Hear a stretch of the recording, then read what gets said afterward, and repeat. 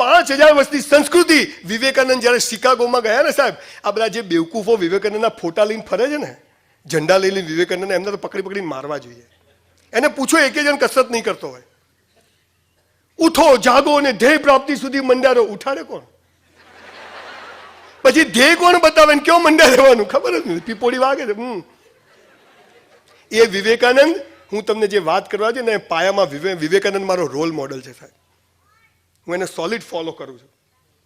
જ્યારે શિકાગો ધર્મ પરિષદમાંથી બહાર નીકળ્યો માણસ અને લોકોએ પૂછ્યું કે શું બાવા જેવા કપડાં પહેરો છો, જરા સૂટ પહેરો તો પર્સનાલિટી પડે, ત્યારે વિવેકાનંદે કહ્યું કે તમારા દેશમાં તમારી પર્સનાલિટી તમારા કપડાં નક્કી કરે છે, મારા દેશમાં મારી પર્સનાલિટી મારા સંસ્કાર અને સંસ્કૃતિ નક્કી કરે છે. આપણે એ દેશના લોકો છીએ. ચૂલામાં જાય મા બાપ, ધર્મ બર્મ બધું તેલ લેવા જાય, પૈસા બનાવો. મને રોજ લોકો સવાલો પૂછે, તમે આવું કેવી રીતે કર્યું? મેં તો મને જ ખબર નહીં. સચિન તેંડુલકરે ક્યારેય નક્કી નહોતું કર્યું કે સચિન તેંડુલકર બનવું છે. લતા મંગેશકરે ક્યારેય નક્કી નહોતું કર્યું કે આટલા ગીતો ગાવા છે. કે સ્ટીવ જોબ્સને ખબર બી નથી કે એપલના ફોન ભારતમાં બી લેવા લોકો લાઈનો લગાડશે. જીવનમાં જે લોકો નક્કી કરે છે ને બેવકૂફો છે, હું ઊંધું કહું છું. જીવન પ્રવાહ છે. આ કબૂતર ઉડે છે, કોઈ રસ્તો છે, હાઈવે છે, નેશનલ હાઈવે. આ ફ્લાયઓવર પરથી આવો ફ્લાયઓવર. કેટલી ચિંતા. સવારે ઉઠીએ, પેપર આવ્યું. પાછું પેપરમાં શું હોય ખબર છે? બળાત્કાર, લૂંટ, એટીએમ તૂટ્યા, પેપર લીક થઈ ગયા, નેતાજીના લોચા થઈ ગયા, કૌભાંડ ખુલ્યા. અને આ સમાચાર ના હોય ને પાછા, આજ કોઈ છે નહીં, આપણને ભાવતું નથી પાછું. We are the most indisciplined people of the world. ભય મુક્ત જીવન કુવામાં હોય તો હવાડામાં આવે. કુવામાં છે જ. ક્યાંક 100 ફૂટે પાણી છે, ક્યાંક 200 ફૂટે, ક્યાંક 500 ફૂટે. જ્યાં જ્યાં જમીન છે ત્યાં પાણી છે, અને જ્યાં જ્યાં પાણી છે ત્યાં જમીન છે સાહેબ. આપણી અંદર બધી જ તાકાત છે, પણ આપણને ખબર નથી. આપણને ભણાવે છે કે તું જ તારા ભાગ્યનો ઘડવૈયો છે. આપણે આખી જિંદગી સાલું કોઈ થતું નહીં. પેલો ગોળો થઈ ગયો છે. દેહ ઊંચો રાખો, ના કરો, ઢેકણું પૂછડું, જૂઠું નહીં બોલવાનું. ક્લાસમાં લેસન ના લઈ ગયો અને એમ કહો રખડવા ગયો તો સાહેબ મારે જ નહીં. અને એમ કહો સાહેબ ગરબડ, હા બે જાય. એટલે આપણે બી કહો સાલા જૂઠું બોલો, એમાં ફાયદો છે, આમાં ફાયદો નથી. આખું એજ્યુકેશન સિસ્ટમ, સમાજ વ્યવસ્થાએ તમારી પ્રગતિના, તમને હસતા રાખવાના એક પણ ચાન્સ રાખ્યા નથી. અને એટલા માટે હું આજે તમને જે વાત કહેવા આવ્યો છું એ મારા બાપાએ નથી કીધી. ગીતા, કુરાન, બાઇબલ, હજારો પુસ્તકો વાંચ્યા અને એની અંદરથી એક આખો અર્ક નીકળ્યો. અને એ જ્યારે હું 2.5 લાખ લોકો આગળ બોલીને આવ્યો અને ત્યારે મને એમ લાગ્યું કે જિંદગી તો બહુ સરસ છે, જિંદગી તો બહુ અદ્ભુત છે, કશું છે જ નહીં. સાયકલ આવડી જાય પછી મજા છે. મારા જેવો માણસ 52% વાળો ફેલ, 93માં એટલું મોટું નુકસાન મેં કરેલું સાહેબ ડાયમંડના બિઝનેસમાં કે 10-12 વાર આત્મહત્યા કરવી પડે. એક વારમાં પતે નહીં. ઘણા તો ઘેર જઈને હસશે પાછા, ભાઈ શું કહે, જાગતા રહેજો બધા, આપણે ગમે ત્યારે પૂરું કરી દઈશું. સવાલ શું છે? મેરા હૈ સો જાવે નહીં, જો જાવે સો મેરા નહીં. આ પાવર સાલો રહેતો નથી. જો હૈ સો હૈ, જે છે તે છે. ડર કે આગે જીત હોતી હૈ. સાલી આ ખબર રહેતી નથી અને જિંદગી પૂરી ધોળા થઈ ગયા. અને એટલી જલ્દી આવી ગઈ છે. હવે તો બાળક છે ને સાહેબ 9 મહિનાના બદલે 7 મહિને જન્મી જાય ને તો સારું. પછી 5 વર્ષના બદલે 2.5 વર્ષે સ્કૂલ જાય તો સારું.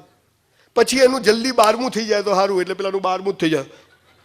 હવે ક્યાં જવું? મરી જા તું. કોઈ ચાન્સ જ. આ ડોક્ટરો તો ગલીએ ગલીઓ ફરતા છે, લો ભાઈ ખોસી થાય છે, તમે જોજો દાડા આવા આવવાના. એન્જિનિયરો બધા ફૂટપટ્ટીઓ લઈને ફરતા હશે ગલીઓમાં, મકાન બનાવવું છે, આવું કરતા હશે. એના કરતો સિંગ ચણાની લારી કરજો, કોઈ હરીફાઈ નથી સાહેબ. રોજ 10,000 રૂપિયા કમાશો. આપણી સિસ્ટમ એટલી બોગસ છે. તમને સ્કૂલ કોલેજોમાં પહેલા 3 નંબરનું બહુમાન કરે છે, ખબર છે? હું કહું છું છેલ્લા 3 નંબરનું કરો. સૌથી માલ પાણી ત્યાં જ છે. આ તો નક્કામાં છે બધા. મારા જેવી નોટો ત્યાં જ પડી જ બધી. મારું એક ડ્રીમ છે કે એવી કોલેજ યુનિવર્સિટી બનાવી છે કે જ્યાં 3 ટ્રાયલ ને પહેલું એડમિશન, પછી 2 ટ્રાયલ, પછી 1 ટ્રાયલ, 35%, 36%, 50% ક્લોઝ, નો એડમિશન. પછી તમે જુઓ જિંદગીને આખી જુદી. જુઓ, સૂર્ય તમારી પાછળ હોય ને તો આ બાજુ આખી જિંદગી ચાલો તો સામે આવે, પણ ખાલી ફરી જાઓ તો આ રહ્યો બાપુ. બસ આવું છે. આપણને કશું જ ખબર નથી. અને આવી ગયા ભગવાન ક્યાં છે? ભગવાન એટલે શું? કોઈને લોચો થતો હોય તો ખબર નથી. જીવનના 2-3 બહુ નાના સત્યો છે સાહેબ. એ સાદી ભાષામાં તમને કહું છું. 10 માળ ઊંચી પાણીની ટાંકી ઉપરથી નરેન્દ્રભાઈ મોદી ભૂસકો મારે, નીચે પડે કે ઉપર જાય? નીચે. ખાલી ખાલી હો. આપણે આ સાહેબ રજનીભાઈ પડે તો પોટકું નીચે, સંજય બી પડે તો પોટકું નીચે, અને એક દારૂડિયો 2-3 થેલીઓ મારીને આવે, ભાઈ વરાછામાંથી ક્યાંકથી હોધી લાવે માલ પાણી, અને ઉપરથી પડે તો નીચે પડે કે ઉપર પડે? ઉપર નીચે પડે. અચ્છા, બધા નીચે જ જાય. અચ્છા, નરેન્દ્રભાઈ આમ ધીમે ધીમે પડે એમ વડાપ્રધાને, અને કેજરીવાલ તો પડે જ નહીં, લટકી જાય. કેમ? 70 માંથી 67 સીટો. અને પેલો દારૂડિયો તો 1 મિનિટમાં પડે. એવું બને? કેમ ના બને? જમીનમાં જે ગુરુત્વાકર્ષણનું બળ છે એ બધા માટે કેવી રીતે કામ કરે છે? સરખી રીતે કામ કરે. એ મુખ્યમંત્રી હરિજન, પરમાર, પટેલ, રજપૂત, બ્રાહ્મણ કોઈને આઈડેન્ટિફાય કરતો નથી. આ કુદરતી શક્તિઓ બધા માટે કેવી છે? સરખી. આ સાહેબ મગજમાં યાદ રાખો. બીજી વાત, તમારે ગુલાબ જોઈએ તો શેનો છોડ ઉગાડવો પડે? ગુલાબ. ઘઉં જોઈએ તો ઘઉં, બાજરી જોઈએ તો, અને થુવરિયા જોઈએ તો કુદરતી નિયમ શું છે? જે જોઈએ તે વાવો. અને કુદરતનો શું નિયમ છે? જે વાવો એ 100 ગણું પાછું આપીશ. હવે આપણે શું કરીએ છીએ?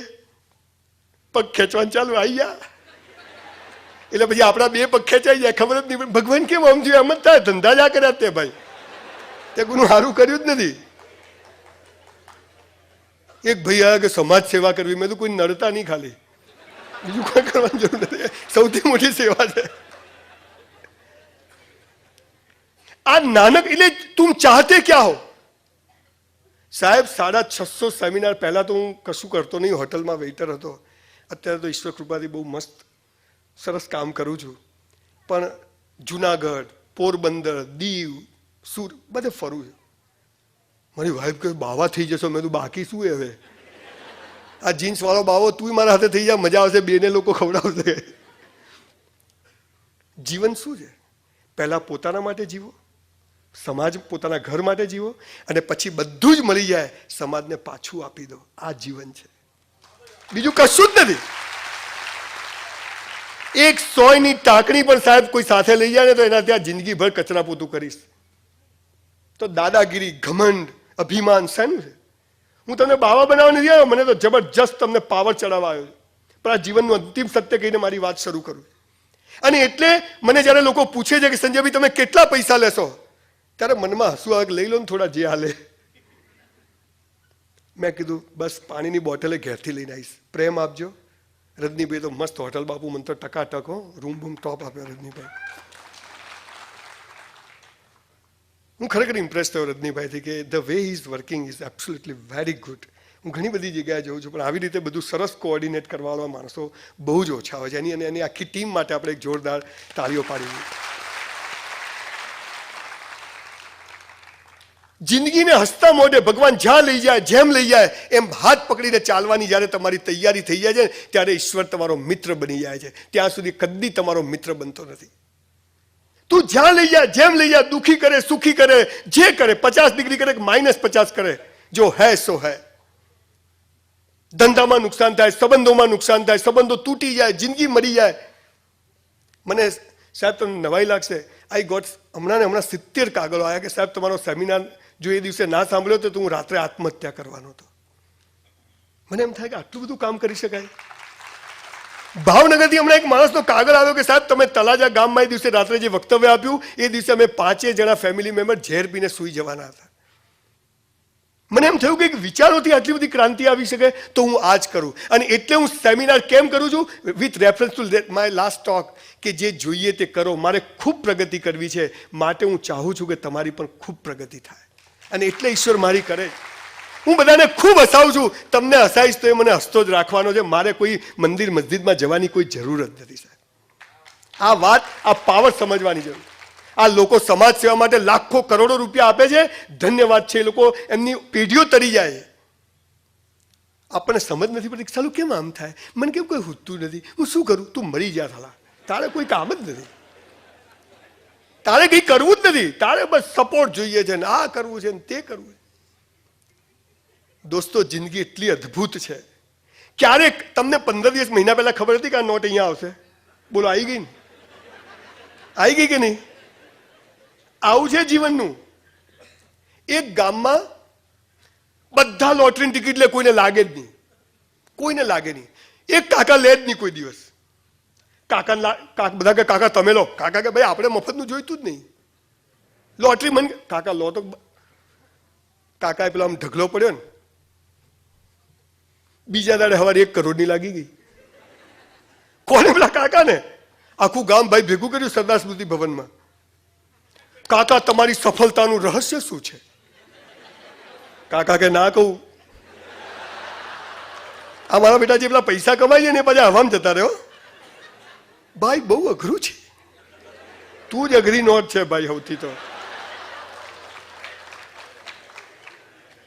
કાકા બોલો. કાકાને મારી જેમ સ્ટેજ પર લાયા, બધા બેઠા, ગામના સરપંચે વરાછાના જે હશે રજની બીજા બોલાયા. કાકા કહો તમારું સફળતાનું રહસ્ય શું છે? તમને લોટરી અમે તો રોજ લે લાગતી નહીં, તમારે લાગી ગઈ.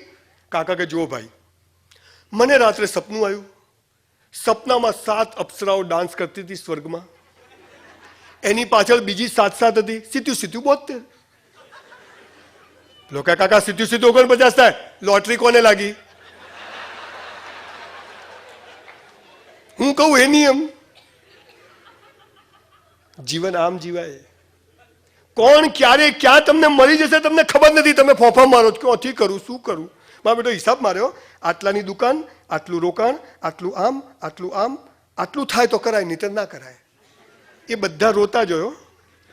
અને મારા જેવી નોટો જે કરે ને એમાં મજા મજા હોય.